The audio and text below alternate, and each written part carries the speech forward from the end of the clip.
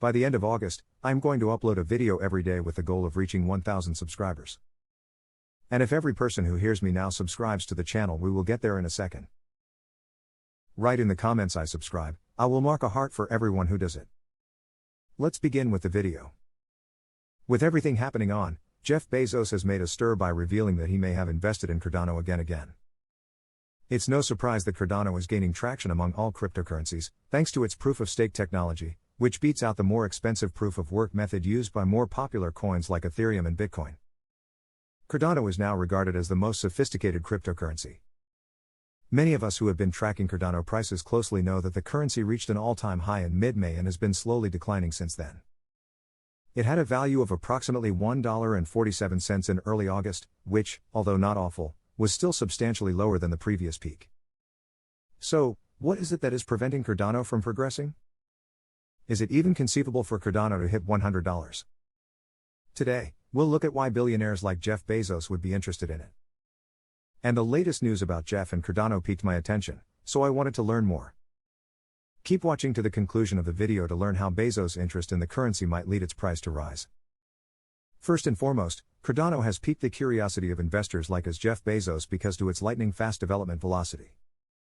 Cardano unveiled its three-phase color-coded Alonzo network launch earlier this year. Its three phases of evolution included Alonzo Blue, White, and Purple. It arrived in the form of a massive book. On the 6th of August 2021, Input-Output Hong Kong, or IOC for short, the Alonzo White phase concluded ahead of time, which was a pleasant surprise. The research team behind most of Cardano has made incredible technological breakthroughs and announced the Alonzo network's successful hard fork. This deployment will include the first large public testnet, in which all of the network's pioneers will take part. The Explorer and Daedalus flying components, as well as the platform's general stability, will be evaluated during this phase. If everything goes according to plan, including the additional features and fixes planned for the Purple phase, the Purple phase should be completed by the end of August or early September. Sebastian Guillemot, the CTO of the blockchain firm DC Spark, detailed what his Blue phase will include on his personal blog, as well as how the Cardano ledger is being updated to accommodate smart contracts. Many of the network's previous issues have been fixed during the Alonzo Purple phase, leading in increased support for smart contracts and Cardano. This also means that the network's 300-plus developers who have graduated from its Plutus Pioneer program will be able to design and test a whole new set of decentralized banking apps. The network as a whole will undergo modifications as a result of the new Purple phase. To begin, transactive validation will be divided into two sections. Phase 1 will demonstrate that the Plutus contract can be executed, and Phase 2 will carry out the Plutus contract. This means that, unlike the Ethereum smart contracts we're familiar with, Plutus smart contracts will never fail or collapse for any reason. Then, as a transactional fee, smart contract exchanges would need a deposit of some salts, or collateral, to be deposited into the network. This is to at least pay the cost of contract execution if the contracts are not properly fulfilled. However, this circumstance will be improbable in the first place, according to the determinism approach. Finally, in UTXO entries, the threshold ADA value is changed from a constant 1 ADA to a standard parameter to allow for future changes. Jeff Bezos, the CEO of Amazon, has been believed to have invested in humanitarian currencies such as Shiba Inu since stepping down from his duties. Since founding Amazon as an online bookstore, Bezos has been a staunch believer in continual innovation and technical prowess, and has constantly been on the lookout for fresh possibilities to invest in. Amazon owns Goodreads, the popular social cataloging website, Ring Incorporated, the popular Wi-Fi-powered smart doorbells, Twitch, and a number of other businesses, including pharmaceutical and research laboratories. As a result, it's only natural that Bezos would back a business that is not only leading the technical revolution in the crypto world, but is also working on different initiatives in third-world nations to use that technology to improve the lives of others. Cardano has another notable accomplishment in addition to these significant developments in its development stages. Cardano's native token, ADA, has been added to a prominent crypto investing firm's large list of crypto assets. "Welcome aboard, Cardano," Grayscale said on Twitter in response to ADA's entry. The inclusion of the fifth largest cryptocurrency by market capitalization is part of the fund's passive, rules-based strategy, which aims to cover 70% of the digital asset markets. Grayscale Investments, according to its website, is a digital currency asset management that was created in 2013 by its parent firm, Digital Currency Group, which also owns the popular financial tool CoinDesk. Grayscale investments allow major investors who want to invest a substantial quantity of money to choose between private funds and publicly listed goods. It employs efficient and effective asset allocations that have been carefully considered both strategically and tactically. By utilizing fund shares, these asset allocations integrate digital assets such as Bitcoin, Ethereum, and now ADA. The fund aims to invest in large capital digital assets that account for more than 70% of the digital asset market. Grayscale Investments was projected to be the world's largest digital currency manager at the start of 2021, with over $30 billion in digital assets under administration and control. The Grayscale Bitcoin Investment Trust Fund, GBTC, is managed by the Business for USOC. The trust, which debuted in 2013, was the first publicly traded entity dedicated only to the management of Bitcoin digital assets.